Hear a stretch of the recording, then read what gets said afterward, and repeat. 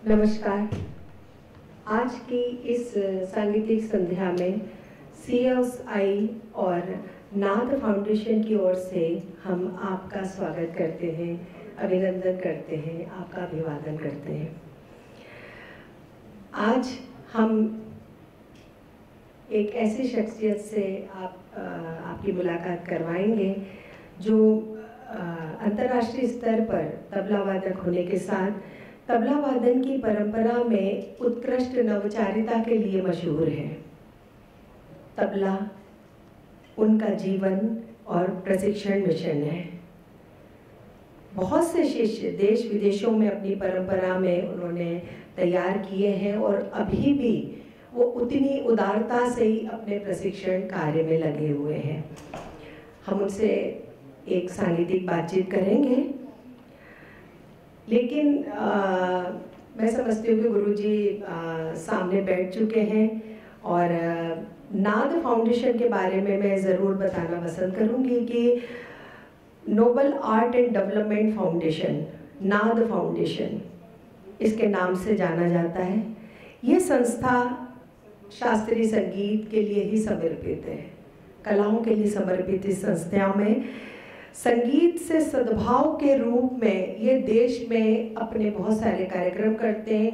इस संस्था के जरिए बहुत सारे जो शागिर्द हैं वो तैयार होते हैं और हम जो अपनी विरासत को बहुत सारे माध्यमों से हम अपेक्षा करते हैं कि बढ़े, उसमें से एक संस्था है नाद संस्था।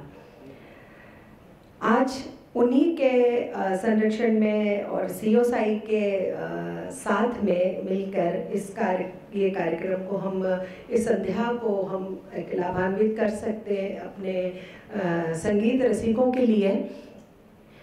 CSI का तो मैं सबसे पहले बहुत बड़ा धन्यवाद करती हूँ कि यहाँ पे बहुत सारे कार्यक्रम होते हैं, लेकिन जब नाद संस्था का इस तरीके से जब बातचीत हुई कि गुरुजी यहाँ आएंगे और कुछ हम अपने उनके साथ बातचीत करेंगे, उन्होंने भी बहुत उदारता से इस हमारे प्रस्ताव को स्वीकार किया। तो मैं उनका नाद संस्था की तरफ से और पर्सनली मैं अपनी तरफ से बहुत धन्यवाद करती हूँ। हमारे बीच प्रख्यात कथक गुरु रानी खानम जी भी आई हैं, मैं उनका एक अलग से स्वागत करती हूँ और मैं समझती हूँ कि हम अपने कार्यक्रम को आगे बढ़ाते हैं। और हमारे बीच, जैसा मैंने आपको बताया कि गुरुजी से जो उन्होंने तलवलकर जी की मैं बात कर रही हूँ, ताल योगी पंडित सुरेश तलवलकर जी। उन्होंने अपने गुरुओं से प्राप्त शिक्षा का विकास किया और उसमें अपनी साधना से बहुत कुछ जोड़ा। और जैसा मैंने कहा कि उन्होंने शागिर्दों को बहुत उदारता से प्रशिक्षित किया, बहुत ईमानदारी से। आपके शिक्षण पद्धति के सौंदर्य की पूरी दुनिया प्रशंसा करती है। हम इस संबंध में भी उनसे बात करेंगे, पर उसका एक नमूना उनके शागिर्दों के तौर पर हम देखते हैं और मैं आमंत्रित करती हूँ उनके शागिर्द को, श्री ध्रुव घागट। मैं आमंत्रित करती हूँ। बहुत छोटे से उम्र के कलाकार लग रहे हैं, पर लग रहा है कि एक बिजली है। ईशान शर्मा जी आपके सामने प्रस्तुत होंगे।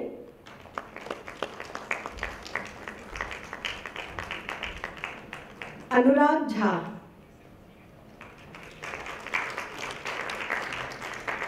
मोहित सूद,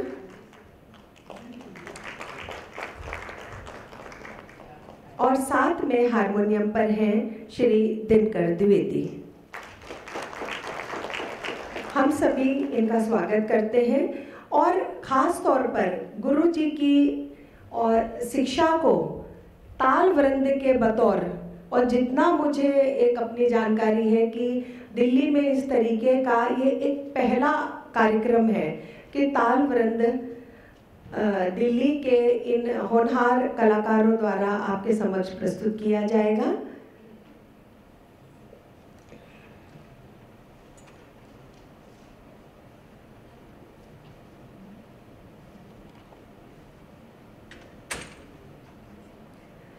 देखिए, ये एक परंपरा है हमारी, जो खास खूबसूरती है गुरु शिष्य परंपरा की, कि हम अपने गुरु का और अपने सीनियर का हमेशा सम्मान करते हुए उनकी आज्ञा लेके ही हम अपने किसी भी प्रस्तुति को प्रस्तुत करते हैं, और यही सबसे बड़ी शास्त्रीय संगीत की खूबसूरती है। मैं एक बार पुनः इन सभी कलाकारों के लिए उपस्थित सभी को सादर नमस्कार, गुरु जी के चरणों में प्रणाम। आप सभी के समक्ष आज हम ताल मध्यलय 3 ताल एवं ध्रुव 3 ताल में कुछ बंदिशें ये सब प्रस्तुत करेंगे।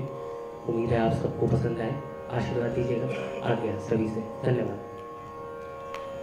एक बार मैं आप सभी की तरफ से गुरु जी को प्रणाम करते हुए, स्वागत करते हुए, पंडित जी के साथ मैं आमंत्रित करती हूँ हारमोनियम पर दिनकर जी को, और गायन में मैं शायद उच्चारण गलत बोल ना हो जाए, इसलिए मैं चाहती हूँ कि शंकुमय देवनाथ जी को मैं आमंत्रित करती हूँ।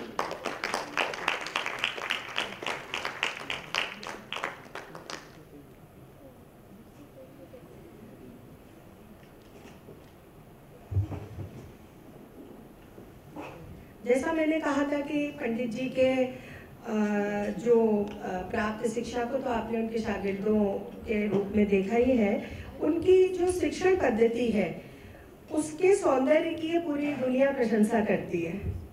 और ख़ास तौर पर जैसा मैंने पढ़ा समझा कि पंडित जी का जो ठेका है, बजाने का जो अंदाज है और अपने शागिर्दों को सिखाने का अंदाज है, वो एक अलग पहचान रखता है। उसमें लोग सुनने वाले समझ जाते हैं कि हाँ, ये पंडित जी के ही शागिर्द का वादन है उनके, क्योंकि तबला वादन में अपने आप में एक युग बोलता है। आज तभी ताल योगी हैं, और आज हम लोगों के लिए बहुत सम्मान की बात है कि आज हमारे सामने वो उपस्थित है। हो चुका है, बात करेंगे। बिल्कुल, आज तो सबसे बड़ा एक सवाल है कि जैसा मैं पंडित बिरजू महाराज जी से भी मैंने जब सानिध्य मिला, मुझे ईश्वर की दुआ रही कि कुछ बड़े विद्वानों से सानिध्य मिला, तो उनसे भी मैंने सबसे पहला बात यही पूछी थी कि संगीत का स्रोत क्या है, संगीत कहाँ से है। तो आज आपसे तो जानना सबसे पहले यही आवश्यक है कि संगीत का सोर्स, संगीत का स्रोत। हम जब भी लाइट रहने दीजिए, हम जब भी बात करते हैं संगीत, मतलब अभिजात संगीत की खास करके बात करते हैं, तो अभिजात संगीत के 4 पिलर है। एक तो है शास्त्र, दूसरा है तंत्र, तीसरा है विद्या, और चौथा है कला। ये 4 प्रमुख 4 चीजें बहुत पिलर है संगीत के। शास्त्र जो है भारतीय अभिजात संगीत में, हम तोड़ी के और मुल्तानी के सुर एक ही है, मगर तोड़ी अलग है, मुल्तानी अलग है, भूप अलग है, देशकार अलग है, मारवा अलग है, पुरिया अलग है, सोहनी अलग है, तीनों के सुर एक ही है। तो ये अलग अलग जो विशेषता है, जैसे 14 मात्रे का धमाल है, 14 मात्रे का आड़ा चौताल है, 14 मात्रे का दीपचंदी है, और 14 मात्रे का आड़ा चौताल भी है। लेकिन अपना राग ताल ये अपना एक कैरेक्टर रखते हैं, अपनी पहचान रखते हैं। तो इसको समझने के पीछे उसकी शास्त्रात्मक भूमिका है। वो बहुत, हम आलाप को तान नहीं कहते, तान को आलाप नहीं कहते, गमक को मीण नहीं कहते, मीण को गमक नहीं कहते। तो ये सारे अलंकार है, उसके पीछे शास्त्रात्मक भूमिका है, और वो महत्वपूर्ण अंग अभिजात संगीत का है जो शास्त्र है। उसके बाद रहा तंत्र, टेक्निक। तंत्र मतलब टेक्निक, कैसे हाथ रखा जाता है, कैसे हालचाल होती है उंगलियों की, अगर नृत्य कर रहे हैं तो कैसे खड़े रहते हैं, किस तरह अंदाज रहता है, तो वो है तंत्र। उसके पीछे आगे जाएंगे, मैं शॉर्ट में बता रहा हूँ, उसके आगे जाएंगे तो विद्या है, मतलब मैटर, तरह तरह के राग, तरह तरह के रागिनियाँ, तरह तरह की बंदिश, तरह तरह की गायकी, तरह तरह का विस्तार, ये सारी विद्या है। और चौथी है कला, मतलब जिसके लिए हम संगीत चुन लिया है वो है आनंद। कला मतलब सौंदर्य, तो उसका आनंद के लिए कला है। तो कैसे है कि शास्त्र कभी सिखाया नहीं जाता है, संगीत में शास्त्र समझाया जाता है। जैसे कि गौड़ सागर मगर परे सारनी सागर मगर पमग मरे गर मग परे सारनी सागर मग म पद म प म ग मरे गर मग परे सा। तो ये गौड़ सारंग है। साम, अरे ऐसे नहीं करना चाहिए, ये करने से केदारा होता है। साम पर ये केदारा होता है। सागर मग, ये गौड़ सारंग। तो ये शास्त्र से निबंधित किया जाता है, शास्त्र से प्रमाणित किया जाता है कि क्या गौड़ सारंग है, क्या केदार है, क्या छाया नट है। तो भारतीय अभिजात संगीत के पीछे शास्त्रात्मक भूमिका बहुत महत्वपूर्ण है। हम ताल को आड़ा चौताल को धमार नहीं कहते, धमार को दीपचंदी नहीं कहते। तो ये भूमिका जो है वो बहुत महत्वपूर्ण है। फिर तंत्र, कैसे खड़ा रहना, अगर नृत्य कर रहे, सितार ले रहे तो कैसे हाथ रखना, कैसे सितार पकड़ना, फिर किस तरह उसको छेड़ा जाता है, उसकी तंत्रात्मक भूमिका एक बहुत महत्वपूर्ण रहती है। फिर विद्या, तो शास्त्र समझाया जाता है, सिखाया नहीं जाता है। तंत्र सिखाया जाता है, तंत्र सिखाया जाता है, विद्या दी जाती है और कला संस्कारित होती है। तो सिखाना बहुत आसान है, लेकिन बनाना, कलाकार के रूप में बनाना उसको, ये बहुत मुश्किल होता है। हम लोगों को, हम केवल सिखा नहीं रहे उनको, बच्चों को हम नीचे बैठकर देखना चाहते हैं कि वो बराबर चल रहा है उनका या नहीं, स्टेज तक जा रहे हैं या नहीं, हमने जो कुछ सिखाया वो स्टेज तक जा रही है बात या नहीं, उसका प्रस्तुतिकरण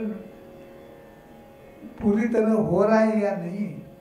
क्योंकि हमेशा ऐसा मुझे लगता है कि विद्या बाहर से अंदर आती है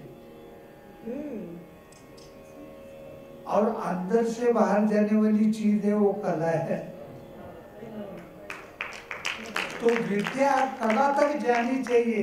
सिखाने का पर्पज ये होना है कि हम तो विद्या सिखा रहे हैं, विद्या दे रहे हैं जो हमारी है ही नहीं, हमारी है ही नहीं, जो हमें मालूम है वो अपना है ही नहीं, क्योंकि वो तो पुरखों का है, सारे गुरु लोगों का है। हमारे गुरु लोगों की भी विद्या नहीं है, उनके पता नहीं कितने सालों से ये विद्या चलते आ रही है। ये अपने देश का एक बहुत महत्वपूर्ण घटक है कि जो हमें अगले पीढ़ी तक देना है, वो कैसे देना है कि उसका विद्या का ट्रांसफर कला में होना चाहिए। उस विद्यार्थी से वो कला बाहर निकलनी चाहिए, वहाँ तक सिखाना है। इसलिए जो म्यूजिक यूनिवर्सिटीज वगैरह होते हैं, उनका कैसे कहते हैं, वो बोले मेरा सेमेस्टर पूरा हो गया। हम लोगों का सेमेस्टर कभी पूरा होता ही नहीं क्योंकि विद्यार्थियों तो आने तक सिखाया जाता है, उनकी प्रस्तुति सही होने तक सिखाया जाता है। तो ये सिखाने का एक महत्वपूर्ण उद्देश्य है। जी जी। गुरुजी, आपका जो एक सबसे अनूठा पक्ष है तबले का, वो है कर्नाटक संगीत के प्रसिद्ध गुरु पंडित राम नादेश्वरन जी से कर्नाटक संगीत के लय सिद्धांत की शिक्षा प्राप्त करना। तो आज हम लय सिद्धांत के बारे में आपसे जानना चाहेंगे कि इस सिद्धांत ने आपके तबले को क्या नया आयाम दिया? बहुत कुछ दिया जी। आज तो इतने लोगों को सिखा रहे हैं, तो उनकी बदौलत सिखा रहे हैं। आज मेरे पास कितने सारे तंत्रकार लोग आते हैं समझने के लिए, कितने कथक नृत्यकार आते हैं सीखने के लिए। तो उनको एक इतना स्ट्रॉन्ग मीडियम मुझे मिला है कर्नाटक संगीत से कि अत्यंत सूक्ष्म लय को उन्होंने सिखाया जी। वो उसका एग्जाम्पल देता हूँ। जैसे कि चार है, वो एक मात्रा में चार कहने के, फिर दो मात्रा में चार कहने के, फिर तीन मात्रा में चार कहने के, फिर चार में चार कहने के, पांच में चार कहने के, छह में चार कहने के, 16 तक चार कहना आना चाहिए। जी जी। अब देखिए 1 2 3 4 1 2 3 4 1 2 3 4 1 2 3 4 1 2 3 4 1 2 3 4 1 2 3 4 1 2 3 4 1 2 3 4 1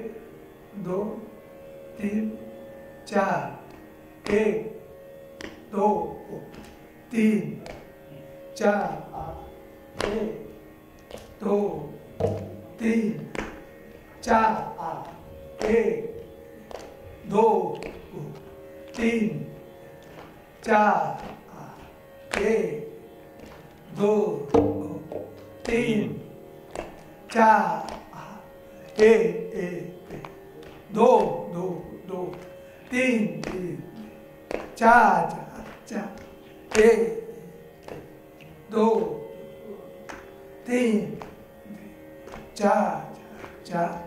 इस तरह आप 16 तक जा सकते हैं आराम से। और ये हमारे सारे शागिर्दों को आना ही पड़ता है, ये कहना ही पड़ता है, क्योंकि संगीत में मैं देख रहा हूँ स्वर है, सुर से कलाकार की एकाग्रता बनती है, कंसंट्रेशन बनता है जी। और लय ताल से आत्मविश्वास बनता है। तो आत्मविश्वास की जो स्टेप है वो ग्रहण करना बहुत जरूरी है। तो इस तरह लय ताल का फियर जो है वो संगीत क्षेत्र में बहुत बड़ा है। जी जी। वो अगर चला जाए, अगर फ्री हो जाए, तो आगे कला लेने के लिए बहुत इजी हो जाता है, ये मुझे कहना है। एक जो मैंने आपसे एक प्रश्न किया, तो क्या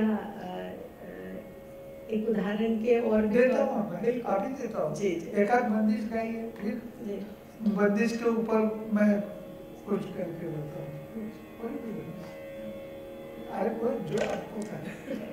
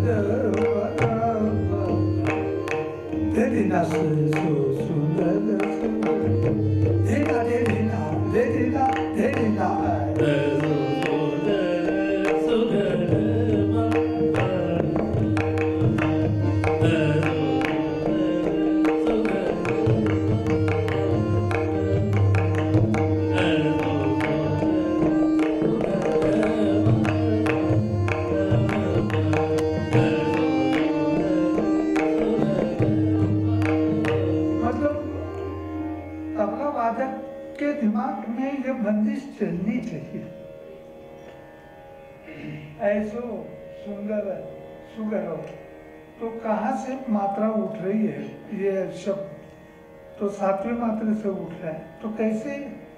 और हम खुद को दिमाग से याद करना पड़ता है कि सातवीं मात्रा से, वो दिमाग से याद नहीं करने की जरूरत पड़नी चाहिए, ऐसी स्थिति तक लेके जाना चाहिए। ये तो ये ताल पक्ष जो है वो राग के पक्ष के तुलना में ज्यादा बौद्धिक पक्ष है। तो इसको पहले बौद्धिक पक्ष से समाधान प्राप्त करना चाहिए और उसके बाद एक स्थिति ऐसी आ जाती है कि जिसको ताल का छंद बन जाता है, ऐसा कहते हैं। मतलब ताल का छंद कब बनता है? जब मात्रा गिनने की आवश्यकता न पड़ती है, जरूरत नहीं पड़ती, जरूरत नहीं महसूस होती है, ऐसी स्थिति तक जाता है, तब ताल का छंद होता है।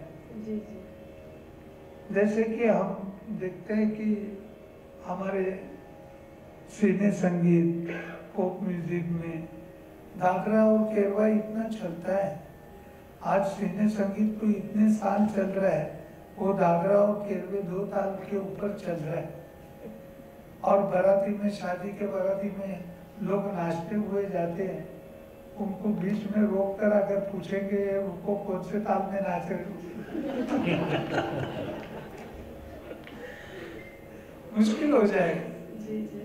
तो बोलते रुक जाओ यार, चल रहा है खासा का कामों का तोड़ क्यों हो रहे, क्योंकि वो दादरा केरवा गिनने के पहले ही खत्म होते, मात्रा कंप्लीट गिनने के पहले ही खत्म होते। धा तीन दिन धा तीन दिन या धा दिन ना धा दिन ना धा दिन ना धा दिन अंदर चलता है। और वो जो पर्पज है दादरा केरवे का, वही पर्पज 3 ताल का होना चाहिए, झपताल का होना चाहिए, धमाल का होना चाहिए। उसको कहते हैं ताल का छंद बनना। जी जी।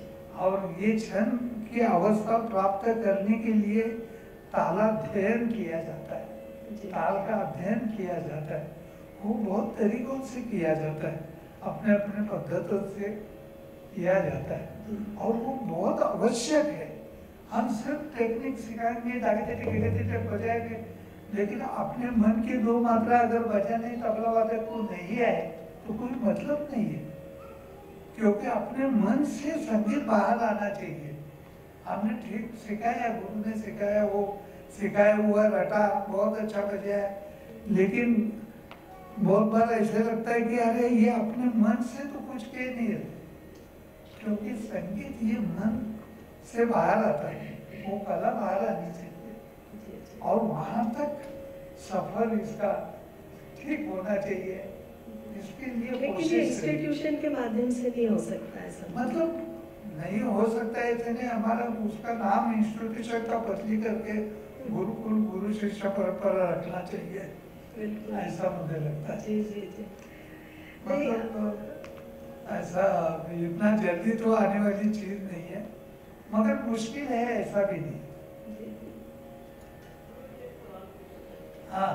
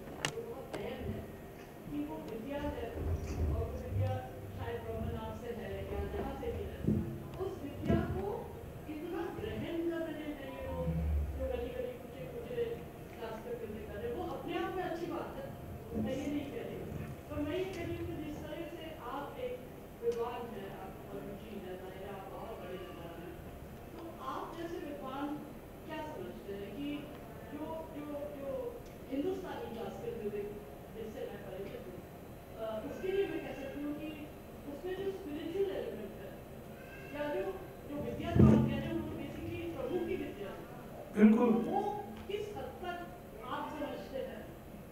मैं तो ब्यूरोक्रेट हूँ, तो इतना मौका भी नहीं मिलता, पर मैं ये देखती हूँ कि बहुत जगह आजकल जो है फेसबुक पे जो है वो कर रहा है, जो अच्छी बात है, लेकिन क्या कहीं ये वो है जो आप कह रहे हैं कि कुछ सिखाया कॉपी कर दिया? Where is the development of the स्वर? क्योंकि उस स्वर का ज्ञान, उस स्वर की विद्या को आध्यात्म से जब पूजेंगे तब वो प्रभु तक ले जाए। तो आप क्या समझते हैं, क्योंकि आप तो बहुत बड़े विद्वान हैं, तो आपसे ये सवाल मैं करूँगी। एग्जैक्टली सवाल पे जरा एक्चुअली इनका जो पर्पस है मैं समझ गई पंडित जी, इनका ये कहना है कि हम जैसे ये जो सोशल मीडिया और उस पर जगह जगह कई क्लासिकल सिखाने की कई कुछ बात हो रही है, लेकिन हम उसको स्पिरिचुअल तरीके से देखते हैं संगीत को, कि भक्ति का ही मार्ग जो है वो संगीत है। तो वो आपसे इस बारे में और खुल के बात करना चाह रही है कि सीखने का मैं ठीक पकड़ रही हूँ ना मैडम आपको? ठीक है। ये तो कुछ समय के बाद ही पता लगेगा, इतना जल्दी तो पता नहीं लगेगा कि, क्योंकि स्पिरिचुअलिटी भी ऐसी 2-3 साल में समझने की नहीं होती है, उसके लिए भी समय जाता है और तरह तरह के एक्सपीरियंस आने पड़ते हैं।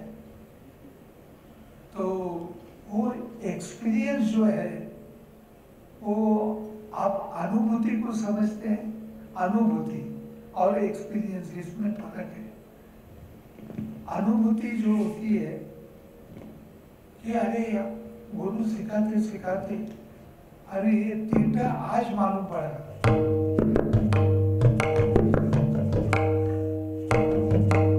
धाग देना तीनटा घेना था, तीनटा धाग देना, वो बोलू को ब्रह्मनाथ क्या है आज मालूम पड़ा। ऐसा इस तरह की भावना अपने मन की जागरूक होती है कि जिस भावना को शब्दों में व्यक्त करना पॉसिबल नहीं है, इस तरह के एक्सपीरियंस जो मिलते हैं संगीत में उसको अनुभूति कहते हैं। और इस तरह की अनुभूति बहुत बार मिलने से ज्ञान प्राप्त होता है। ज्ञान कभी भी बाहर से अंदर नहीं आता है, ज्ञान हमेशा अंदर से ही बाहर जाता है। तो इस तरह की अनुभूति जो होती है वो संगीतकार को मिलने के लिए वो पहली बहुत जरूरी चीज है, उसके बगैर स्पिरिचुअलिटी समझ में नहीं आएगी। तो अनुभूति से ज्ञान अनुभूति से प्राप्त होता है। अनुभूति किससे होती है?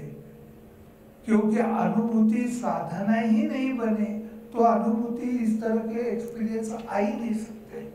आपकी बात को मैं एक्सप्लेन करने की कोशिश करता हूँ। ज्ञान अनुभूति के बगैर प्राप्त नहीं होता है, अनुभूति साधना के बगैर नहीं होती है, साधना संस्कार के बगैर नहीं होते हैं, क्योंकि संस्कार आवश्यक है साधना के लिए। क्योंकि किस चीज की साधना करनी हो तो संस्कार होने चाहिए, गुरु ने सिखाया चाहिए, हमको मालूम होना चाहिए, तो संस्कार आवश्यक है और संस्कार गुरु के बगैर नहीं होते। मतलब देखिए, ज्ञान अनुभूति के बगैर नहीं, अनुभूति साधना के बगैर नहीं, साधना संस्कार के बगैर नहीं और संस्कार गुरु के बगैर नहीं। और इसके बाद फिर स्पिरिचुअलिटी। एक्चुअली में वही गुरुजी की ताल, सुर और लय ये सब अदृश्य हैं। तो जैसे जो आप अनुभूति की बात कर रहे हैं उनको अनुभवी तो करते हैं, रियाज से गुरु ही हमको उसका दिशा देता है कि ताल क्या है, लय क्या है, सुर क्या है, उसका अनुभूति तो गुरु ही करवाता है। प्रचिति लाता है गुरु जी, लेकिन अनुभूति उसको ही स्वयं को होनी चाहिए पड़ती है। जी जी जी, वो प्रचिति लाकर बताता है, प्रचिति बताता है, वही अपना गुरु होता है, वही धाते का ठुंगा करता है। लेकिन ऐसा मैं आपको बताता हूँ, मोहन राव जी, वो मोहन राव कल्याणपुरकर जी, उनको मैंने बहुत पास से देखा और मैं हमेशा जब मिलते थे वो, तो मैं कहता था कि आप जरा धाते का ठुंगा करिए ना। तो बोले मैं अभी गिर पड़ूंगा, ऐसा मुझे बहुत उम्र हो गई थी, उनकी तबीयत ठीक नहीं रहती थी। तो बोले आप मेरे पीछे रहिए, मैं गिर पड़ूंगा तो पकड़ लीजिए। तो धाता का ठुंगा करते थे, सामने से तो बहुत बार देखा, रोहिणी जी को सिखाते थे, रोहिणी भाटी जी को। तो पीछे से मैं देखा कि भगवान श्री कृष्ण ही धाता का तुंगा कर रहे हैं। अभी ये मुझे फीलिंग हो गई, ये पहले फीलिंग होनी चाहिए ना सीखने वालों को, ये इसकी गहराई क्या है, ये धाता का तुंगा की सीधी सीधी सीधा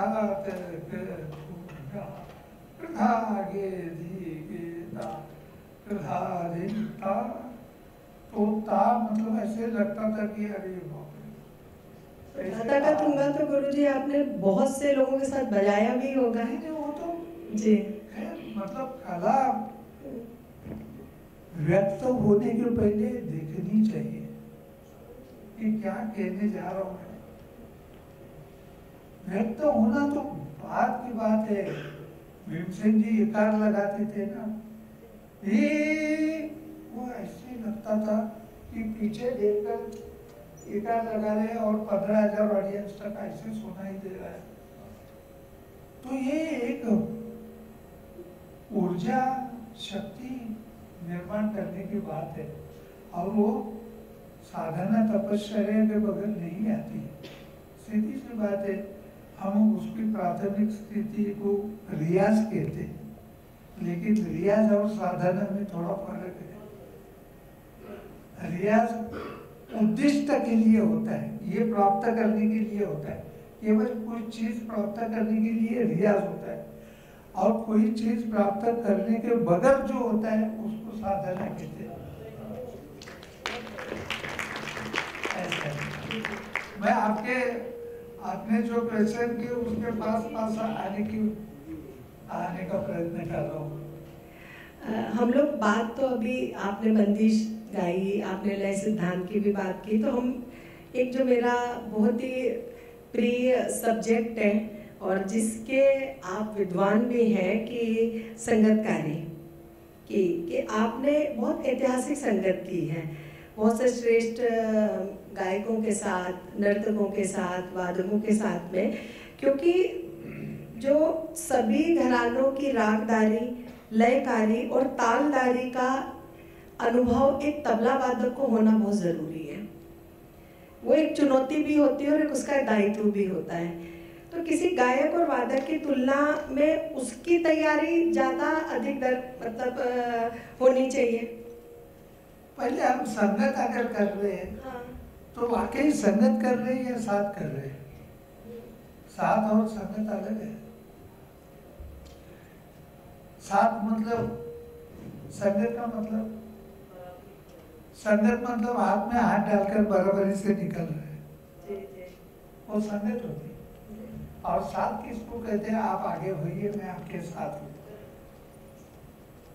वो साथ है। ख्याल की साथ होती है, ख्याल की संगत नहीं होती।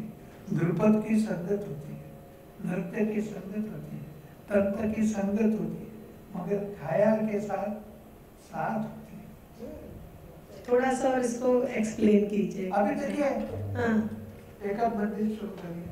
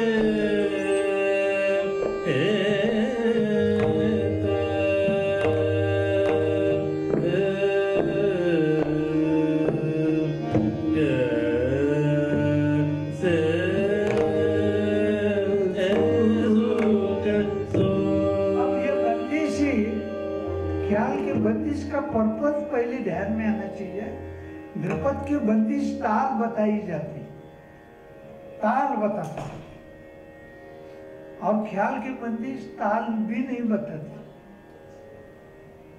लय भी नहीं बताती, तो ताल कैसे बताएंगे? कहते लोग सो, अब दूसरा धीन कहाँ लगाने का? बंदिश बता रही है? नहीं बता रही है। तो ये निबद्ध संगीत है या अनिबद्ध संगीत है, इसकी समझ आनी चाहिए। और ये समझने के पहले ये बजाने लेंगे तो ऐसा लगेगा कि ये बहुत, इसको आइडिया ही नहीं है, तबला वादक को बहुत मूर्खता से बजा रहे। लेकिन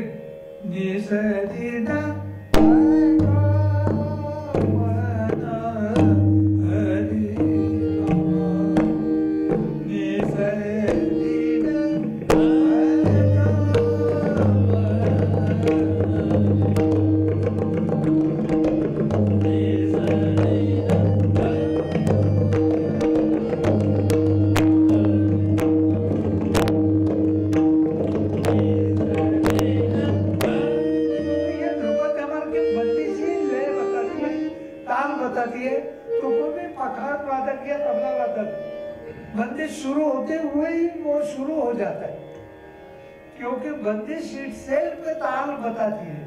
तो फॉर्म जो संगीत का है वो ताल बताने वाला फॉर्म है या ठेका बताने वाला? ताल और ठेके का फर्क मालूम होना चाहिए। ठेका ये ताल की जरूर पहली बंदिश है,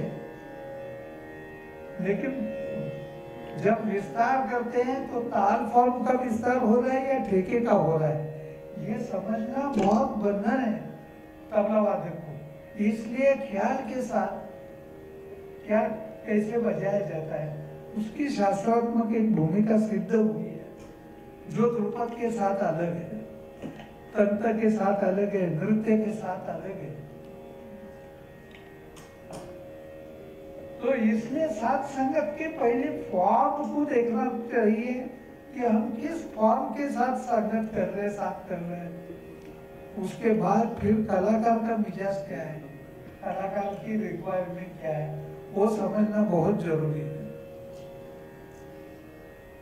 इस तरह एक बढ़त होती है। तो ये साज जो है तबला, ये ऐसा साज है कि मैं जब सोचता हूं कि ताल ने भारतीय संगीत को क्या दिया, ताल तो ये भारतीय संगीत का एक महत्वपूर्ण घटक तो है ही, लेकिन जब राग संगीत के क्रिया को ताल ने क्या दिया, तो 5 चीजें दी ताल ने पहले कंपाउंड दिया। 16 मात्रा का ये कंपाउंड है, ये 10 मात्रा का कंपाउंड है, ये 14 मात्रा का कंपाउंड है, ये कंपाउंड दिया। फिर अनुशासन दिया कि 16 तो जरूर है, मगर मैं 3 ताल के अंग से नहीं जा रहा हूँ, तिलवाड़े के अंग से जा रहा हूँ या पंजाबी के अंग से जा रहा हूँ। पंजाबी करके भी 16 मात्रा का ठेका है। तो जपताल भी है, सुरताल भी है, दोनों की 10 मात्रा है, लेकिन वो अनुशासन जो है वो ताल दूसरा अनुशासन दिया, तीसरा आवर्तन दिया। बार बार वो एक 16 मात्रे का कंपाउंड रिपीट होते जा रहा है, वो क्लॉक चल रहा है। लेकिन हम ताल के आवर्तन को रिपीट नहीं कहते। रिपीटेशन, भारतीय संगीत में रिपीटेशन नहीं होता है। जरूर 16 मात्रा बार बार बजती है, लेकिन हर 16 मात्रा का आवर्तन ये बहुत महत्वपूर्ण और अलग होता है। जैसे कि आप देखिए, तीन ताल क्या 16 मात्रे का, पहला मात्रे का धा और चौथे मात्रे का धा में कितना फर्क है देखिए। अगर ये समझ में नहीं आया तो धा धी धी धा धा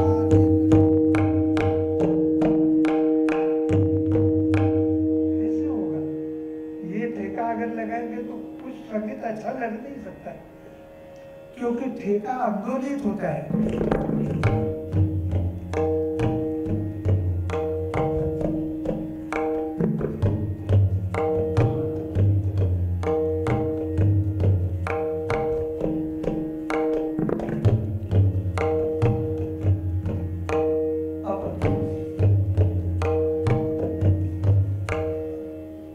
हमारी मेट्रोनोमिक साइकिल नहीं चलती है,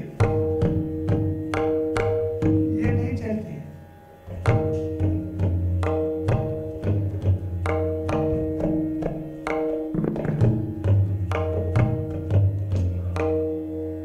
तो ये साइकिल, ये इसको आवर्तन है। चौथी चीज क्या थी? सम। और सम ये भारतीय संगीत का हाईएस्ट इमोशनल पॉइंट है। संगीत highest emotional point, sam is the highest emotional point of, and also it can be a intellectual point. सम फिर किस तरह सब पे आना, ऐसे आना, वैसे आना, ये धक्का लग कर आना, इसको, इस चीज को क्या कहते हैं? तो इसको कहते हैं मुखड़ा। तो ये 5 ताल ने संगीत को दिए, कि जिस वजह से ताल की इतनी भारतीय संगीत में इम्पोर्टेंस रोल है।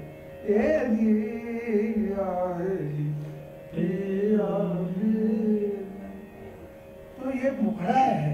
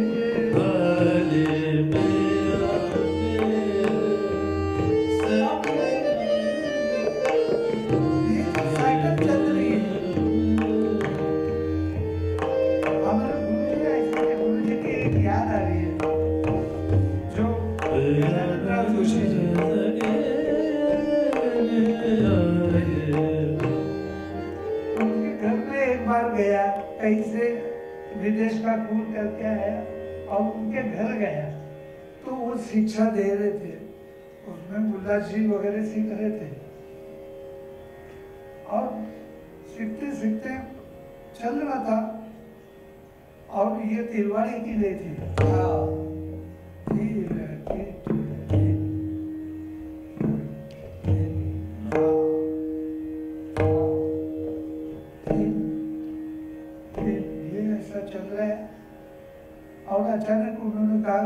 गुंजाइश आ गया, मेरा घूमने का समय हो गया, मैं जरा एक चक्कर लगा कर आता हूँ।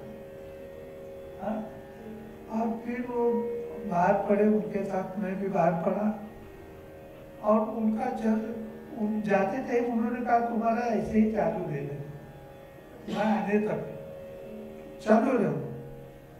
और आपको बता दो, आधे घंटे घूम कर आए, घर देखने लगा तो उन्होंने कहा हाथ में जैसे पेड़ा रखते,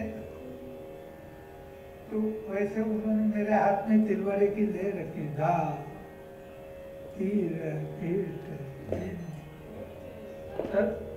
बोले संभाल के हुए जाना, आगे जाके देखना क्या चल रहा है।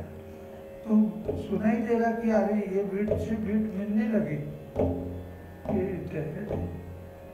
बीट मिलने लगी, और अंदर गया, जाके बैठा तो मात्रा भी हुई थी आधे घंटे। मतलब ये लय की स्थिति ऐसी प्राप्त हो गई थी उनको कि मुझे एक दिन कह रहे थे रोज कि अगर तुम्हारी लय अच्छी है मगर तुम्हारे ठेके का तानपुरा नहीं बनता है, ठेके का तानपुरा बनना चाहिए।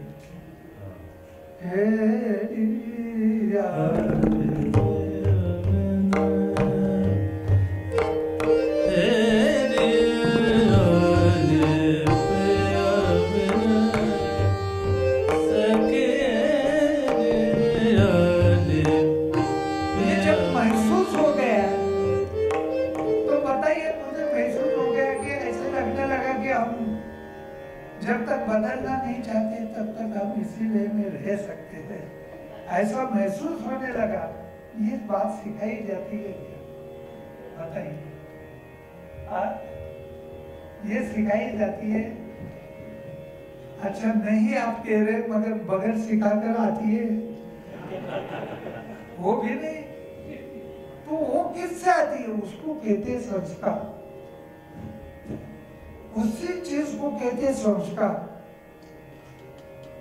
क्योंकि संस्कार दो चीजों से ही प्राप्त होते हैं, एक तो श्रवण और सहवास। ये दो चीजें अगर नहीं हुए तो संस्कार पॉसिबल नहीं है। अपने बुद्धि से सारा कुछ होता नहीं, क्योंकि संगीत की क्रिया शरीर, बुद्धि और मन, ये तीनों से मिलकर चलनी चाहिए। संगीत शास्त्र और विद्या बुद्धि से संपादन की जाती है, तंत्र शरीर से साधा जाता है और कला मन से साधी जाती है। इस तरह है। और मुझे लगता है कि इतनी गहराई तक पहुंचने के लिए इसके बाद स्पिरिचुअल है बहुत कुछ। ये तो हमारे गुरुजी कहते थे आजकल अच्छे तानपुरे दो मिलाए तो लोग दाद देते, हाँ क्या तानपुरे मिलाए। वो दाद नहीं देते थे, इतना मिनिमम होना ही चाहिए। वो कहते थे चलो बोले अभी गाने के लिए शुरू करो। ये वो जमाना था कि सच बोलना क्वालिटी नहीं मानते थे, सच बोलना तो इसेंशियल है। हाँ, तो सुर में आना, रहना, लय में आना, गलती नहीं करना, रागों में गलती नहीं करना, ये सच बोलने जैसी बात थी उनके लिए, ये मिनिमम थी। इसके बाद का वो देखते थे क्या चल रहा है। मैं अभी पंडित जी आपके साथ इसी बात पर आने वाली थी कि संगीत और रसानुभूति पे, तो आपने तबले और गायन के माध्यम से रसानुभूति वैसे ही बता दी।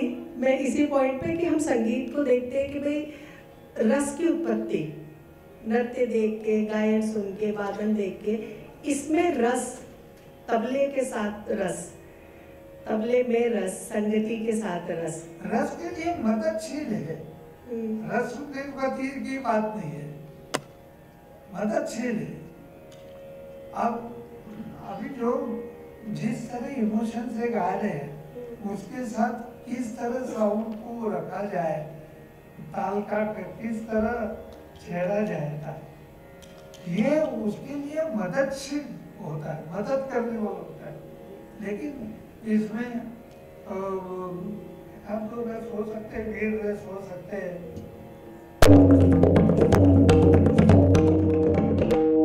ये हो सकता है, लेकिन फिर भी भावनाओं को मदद करने के लिए एहसास है।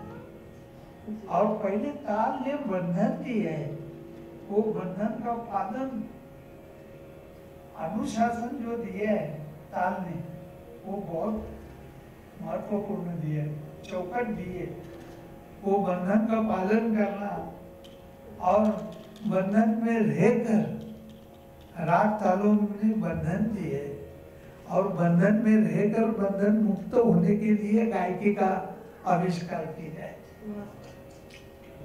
ऐसा वो बंधन तोड़कर नहीं, बंधन में रहकर बंधन मुक्त कैसे होगा ये बताया। आपके साथ में वैसे तो इतने सारे मैंने भी कुछ प्रश्न बनाए थे, पर वो थोड़े हट गए, कुछ और अच्छा सुनने को मिला। लेकिन एक जरूर में आप लास्ट ही समझ लीजिए कि प्रश्न है कि आपने बहुत सारे पखावज वादकों को भी सिखाया है, वेस्टर्न जो हमारे वाद्य होते हैं, तो उनके साथ का कोई आप एक अनुभव जरूर हमको आप शेयर कीजिए, जो खास तौर पे वेस्टर्न के साथ में आपका सहयोग बना कभी वाद्यों के साथ। और अभी कोई वेस्टर्न इंस्ट्रूमेंट बजाने वाले मेरे यहाँ अगर होते थे तो मैं जरूर बताता था, लेकिन वो साथ नहीं है, क्योंकि मेरे पास बहुत वेस्टर्न इंस्ट्रूमेंट सीखने वाले आते हैं। मैं कुछ तंत्र नहीं सिखाता हूँ, इवन कथक डांसर लोगों को भी मैं डांस तो सिखाता नहीं हूँ, लेकिन लय ताल पक्ष एक इतना बहुत महत्वपूर्ण अहमपूर्ण है कि उस वो सिखाते टाइम में ऐसा लगता है कि थाट की से टुकड़े तक सारी कंसेप्ट मैं बता सकता हूँ कि इस तरह करिए, लेकिन वो आविष्कार अपने ढंग से करते हैं जो कथक नृत्य कलाकार होते हैं। इवन परकशन वालों को ये कह सकता हूँ कि इधर सिंगल नोट चाहिए, इधर क्लैम नोट चाहिए, इधर रोल नोट चाहिए, ये बताता हूँ। हाँ, और बहुत सारे सीखते हैं आज मेरे पास। आपका तो एक जो सीखे वरना बर्गर और वेस्टर्न के लोग गुरफी तो बहुत साल आ गए। एक अफ्रीकन ड्रम्स जैसे आपका शो कर रहे थे, ईश्वर का चल रहा है और उसमें कर सकता हूँ, मतलब चलो चलो चलो, हाँ आपने जो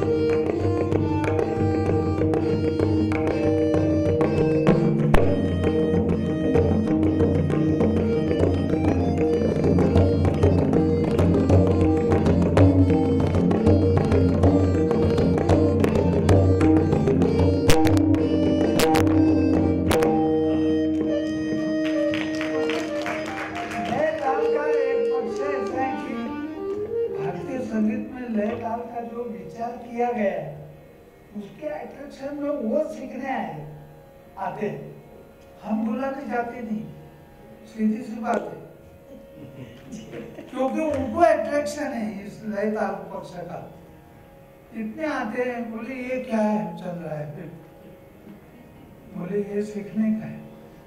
क्योंकि लय ताल का भारतीय संगीत में कैसा विकास हुआ है, एकदम विलंबित लय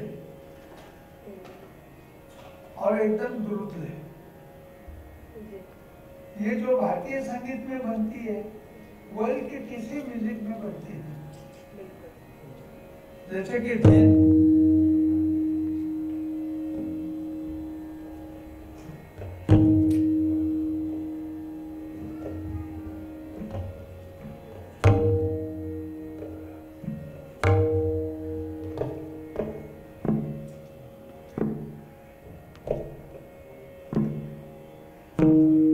इतना विलंबित, मतलब 56 सेकंड का एक आवर्तन होता है, 60 का आवर्तन भी होता है। आमिर खान साहब का तो और लंबा होता था, उस्ताद आमिर खान साहब का। इतना स्लो बजता है, इतनी स्लो बीट तो वेस्टर्न म्यूजिक में हो ही नहीं सकती। ड्रम में ढूक करेंगे तो जल्दी आना चाहिए दूसरा ढूक, हो ही नहीं सकता है। अरे तू बजा रहे ना, ड्रम लाया क्या? हाँ नहीं, अभी सेट करने में तो वही तो है। तबले का भी वैसे ही है, ट्यून करना पड़ता है, तारपुरा मिलाना पड़ता है।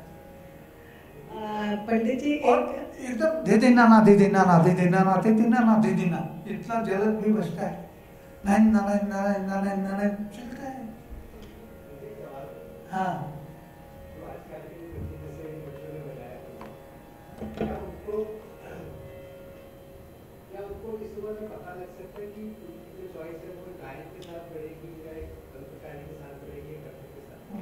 जैसे संस्कार बनेंगे वैसे ही तो क्या फील करेंगे, उसके ऊपर संस्कार क्या करते हैं वो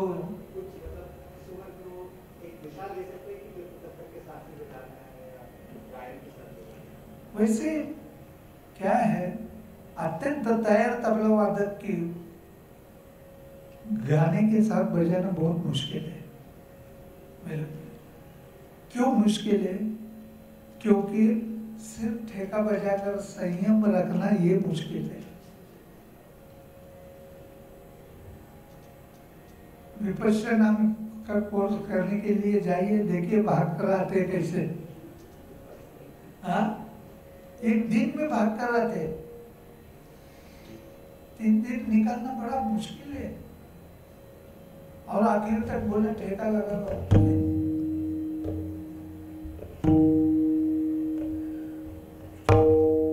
तो ये बड़ा मुश्किल है। उनके लिए बजाना आसान है, अधिक रूप में बजाना बड़ा आसान है।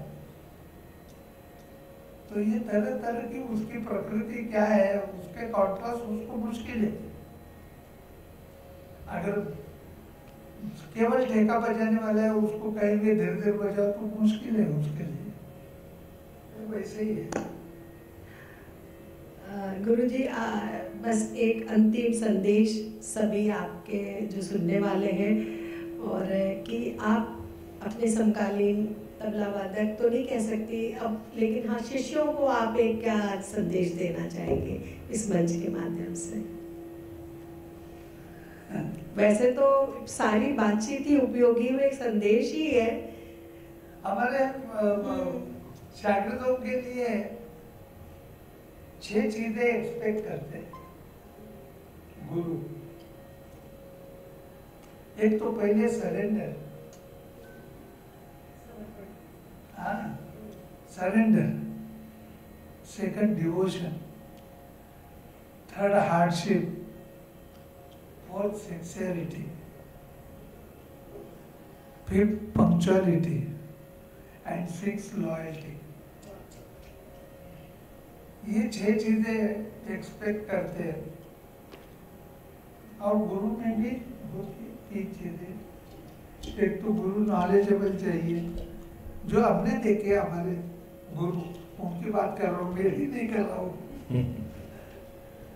मतलब एक तो नॉलेजेबल, दूसरा हाउ टू टीच, और थर्ड विलिंग टू टीच। ये तीन में से एक भी बात नहीं रहे तो गुरु नहीं। तो आज की शाम हमारी बहुत उपयोगी रही पंडित जी के साथ में, और मैंने आपको जैसा कहा ना कि इतना कुछ है कि अभी तो मुझे लगता है आपने वो शॉर्ट में ही बोला, क्योंकि वो एक सब्जेक्ट संगतकारी पे ही एक बार मेरी जब पंडित जी से बात हुई तो उन्होंने कहा मुझे इसमें 1 घंटा बोलना है, आधा घंटा बोलना है कि 20 मिनट, आप बता दो कि उतना ही बोलूँगा। तो मैं समझ सकती हूँ कि आज मैं एक बात और आपसे कहते हुए आप सभी का धन्यवाद भी करूँगी कि पंडित जी की ना किताबें भी बहुत हैं जो हमारे शोधार्थियों के लिए और आगे परंपरा को जब भी हम पढ़ना भी चाहते हैं तो वो सबसे बड़ा माध्यम है पुस्तकों का, लेकिन मुझे लगता है कि वो हिंदी में नहीं है, अभी हिंदी में आ रही। बस यही मैं सुनना चाहती थी कि वो और लाभ मिलेगा उत्तर भारत के उन लोगों को, कि हिंदी में वो सभी किताबें होंगी तो बहुत उपयोगी होंगी। और मैं आप सभी का बहुत बहुत धन्यवाद करती हूँ, और ख़ास तौर पे हम सभी पंडित जी के आशीर्वाद के साथ में आशीष संध्या के साथ विदाई लेते हैं। धन्यवाद।